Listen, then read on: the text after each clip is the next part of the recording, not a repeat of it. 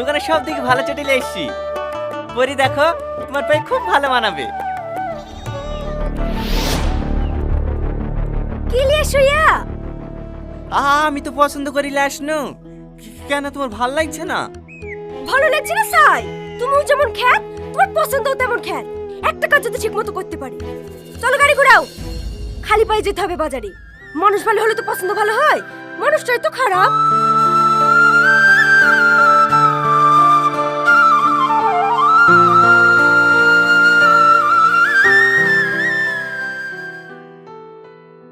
ভাবি এসছো?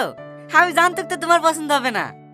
জানো ভাবি, ভাইকে বারবার করে বললো ভাবিকে লাসো গা, ভাবি তোমার পছন্দ চটি নেবে না। সেই তো আবার